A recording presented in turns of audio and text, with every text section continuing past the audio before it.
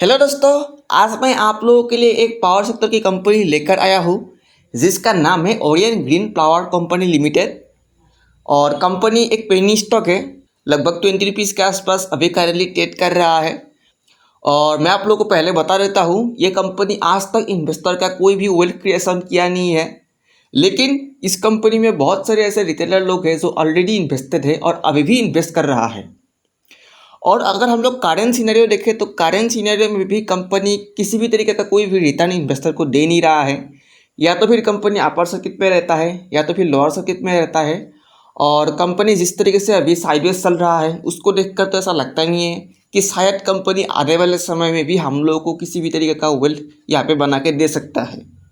तो आज की वीडियो में हम ये देखेंगे कि कंपनी में ये जो आप लोगों को साइडवेज देखने को मिला है उसके पीछे का मेन लॉजिक क्या है। डेफिनेटली यहाँ पे कंपनी में कोई ना कोई प्रॉब्लम होगा जिसके कारण आप लोगों को इस कंपनी में कोई भी आज तक वेल्थ क्रिएशन देखने को नहीं मिला है। तो आज की वीडियो में हम कंपनी का जो प्रॉब्लम है वो देखेंगे, उसके साथ साथ हम लोग कंपनी का बिजनेस अपडेट और फंडामेंटल एनालिसिस भी करेंगे और साथ में हम लोग कंपनी का टेक्निकल चार्ट भी देखेंगे और जानने की कोशिश करेंगे कि इन फ्यूचर इस कंपनी हम लोगों को किस तरीके का रिटर्न जनरेट करके दे सकता है। तो वीडियो बना रही है लास्ट तक, वीडियो बहुत ही इंटरेस्टिंग होने वाला है। तो चलिए पहले मैं आप लोगों को कंपनी का जो करेंटली लेटेस्ट रिजल्ट निकल के आया है वो एक बार दिखा देता हूँ, क्योंकि यहाँ पे कंपनी में आप लोगों को गिरावट देखने को मिला है।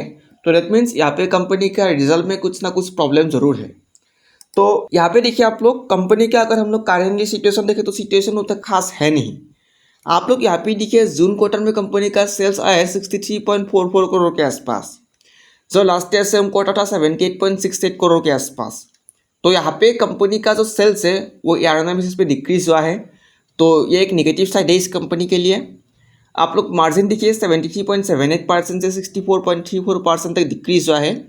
तो यहाँ पे कंपनी का जो मार्जिन है उसमें भी आप लोगों को गिरावट देखने को मिला है। नेट प्रॉफिट देखिए आप लोग 9.29 करोड़ से 6.00 करोड़ तक डिक्रीज हुआ है। तो ओवरऑल अगर हम लोग देखें तो कंपनी का जो रिजल्ट है वो ईयर बेसिस पे पूरा खराब ही आया है, चाहे सेल्स का बेसिस हो या तो फिर मार्जिन का बेसिस हो या तो फिर नेट प्रॉफिट का बेसिस हो। बाकी अगर हम लोग यहाँ पे लास्ट क्वार्टर के मुकाबले देखें तो लास्ट क्वार्टर कंपनी का सेल्स था 36.02 करोड़ के आसपास। तो यहाँ पे कंपनी का जो सेल्स है लास्ट क्वार्टर के मुकाबले इंक्रीज हुआ है। मार्जिन था लास्ट क्वार्टर 39.64% के आसपास।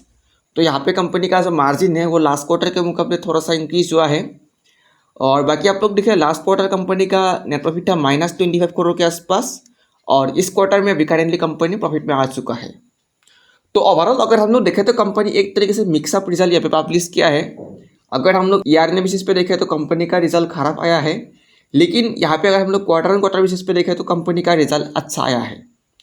तो एक मिक्सअप रिजल्ट कंपनी ने यहाँ पे पब्लिश किया है और जिसके कारण आप लोग को इस कंपनी में कोई बड़ी अपर मूव देखने को नहीं मिल रहा है और एक साइडवेज ट्रेंड आप लोगों को लगातार इस कंपनी में एक के बाद एक देखने को मिल रहा है।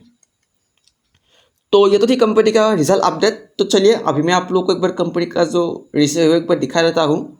तो करेंटली आप लोग देखिए कंपनी का वैल्यूएशन है 105 के आसपास। तो वैल्यूएशन बहुत ही हाई है कंपनी का, क्योंकि कंपनी का जो अर्निंग पर शेयर है वो बहुत ही लो है। ROC देखिए 6.97% के आसपास है, तो ROC भी बहुत कम है कंपनी का। डेप्ट 754 करोड़ के आसपास है और यहाँ पे आप लोग डेप्ट टू इक्विटी रेशियो देखिए 0.96 के आसपास है। तो दैट मीन्स कंपनी का जो डेप्थ है वो कम है, तो लोन का प्रेशर कंपनी के पास है नहीं, लोन बहुत ही कम है। तो एक डेप्ट फ्री कंपनी हम लोग इसको मान सकते हैं। बाकी आप लोग सेल्स ग्रोथ देखिए 1.81% के आसपास है, जो 3 ईयर्स एवरेज है। तो यहाँ पे कंपनी का जो सेल्स ग्रोथ है वो बहुत ही खराब है। ROC देखिए आप लोग 3 ईयर्स एवरेज 7.39% के आसपास है, तो ROC भी खराब है कंपनी का। PEG रेशियो देखिए इसके हिसाब से भी वैल्यूएशन बहुत ही हाई है कंपनी का। एंटरप्राइज वैल्यू देखिए आप लोग मार्केट कैप से थोड़ा हाई है, क्योंकि कंपनी के पास जो डेप्थ है वो लगभग 754 करोड़ के आसपास है। तो यहाँ पे कंपनी का अगर हम लोग डेप्थ को मिला दे मार्केट कैप से तो आप लोग को जो एंटरप्राइज वैल्यू निकलता है वो लगभग 3000 करोड़ के आसपास निकलता है। और यहाँ पे आप लोग एसेट टर्नओवर रेशियो देखिए 0.16 के आसपास है, तो एसेट टर्नओवर रेशियो बहुत ही लो है कंपनी का, बहुत ही खराब है ये। क्विक रेशियो देखिए आप लोग 1.06 के आसपास है, तो क्विक रेशियो अच्छा है।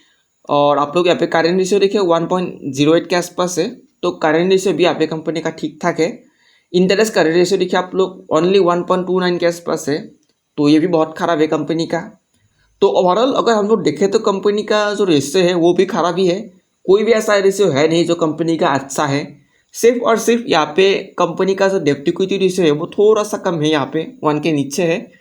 और जो करेंट रेशियो है और क्विक रेशियो है वो थोड़ा सा अच्छा है।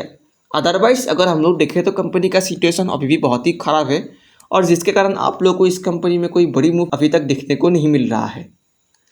बाकी आप लोग यहाँ पे बैलेंस शीट में देखिए, अगर हम लोग लोन देखें तो लास्ट ईयर ये था 1091 करोड़ के आसपास, और करेंट ईयर है 754 करोड़ के आसपास। तो यहाँ पे कंपनी का जो लोन है वो डिक्रीज हुआ है लास्ट ईयर के मुकाबले।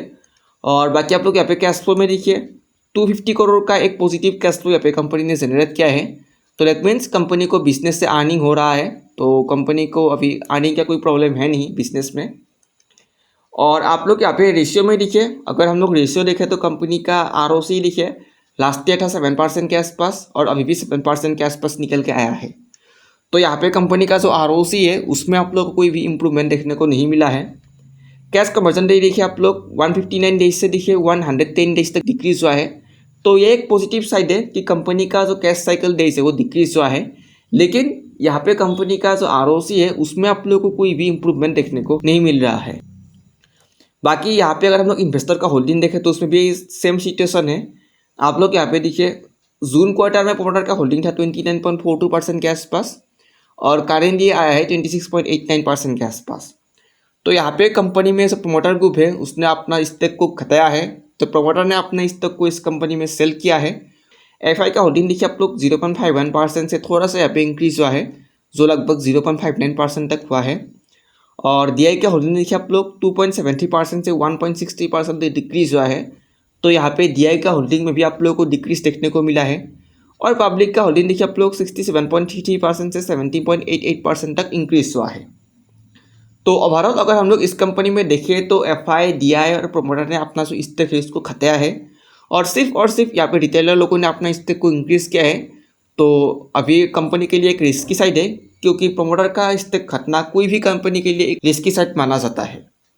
तो ये थी कंपनी का बेसिक रिजल्ट अपडेट। तो चलिए अभी मैं आप लोगों को कंपनी का जो टेक्निकल चार्ट है वो एक बार दिखा देता हूँ। तो यहाँ पे देखिए, मैं आप लोगों के लिए यहाँ पे मंथली चार्ट लगा कर रखा हूँ। तो यहाँ पे अगर हम लोग मंथली चार्ट पे देखें तो कंपनी का जो मेजर सपोर्ट जो है नीचे की तरफ वो है लगभग 17.25 रुपीज़ के आसपास। अगर हम लोग करेंटली कंपनी के ऊपर की तरफ एक मेजर रेजिस्टेंस जो देखें तो ये लगभग 22.39 रुपीज़ के आसपास है। तो इसको अगर हम लोग वीकली चार्ट में देखें तो इसमें आप लोग देख सकते हो कंपनी का एक चार्ट फॉर्मेशन यहाँ पे क्रिएट हो रहा है। भले ही कंपनी एक पेनी स्टॉक हो, लेकिन मुझे एक चीज़ कंपनी में अच्छा लगा वो ये है कि कंपनी का जो चार्ट फॉर्मेशन है वो बहुत ही अच्छा है। आप लोग यहाँ पे देखिए, कंपनी ने एक ट्रेंड लाइन को यहाँ पे फॉर्मेशन करके रखा है, और यहाँ पे देखिए इस ट्रेंड लाइन में कंपनी ने ऑलरेडी 2 टाइम्स रेजिस्टेंस ले चुका था, जो लगभग दिसंबर 2022 और अगस्त 2023 को। और उसके बाद देखिए इस ट्रेंड लाइन को ब्रेकआउट किया था कंपनी ने, और ब्रेकआउट करने के बाद देखिए अभी इस ट्रेंड लाइन में कंपनी ने फिर से एक सपोर्ट ले रहा है। तो मतलब जो प्रीवियस रेजिस्टेंस था अब वो एक सपोर्ट जोन बन चुका है। तो ये जो एक ट्रेंड लाइन है ये भी कंपनी के लिए एक बड़ी सपोर्ट जोन के रूप में काम करेगा, और ये भी एक मेजर सपोर्ट एरिया है।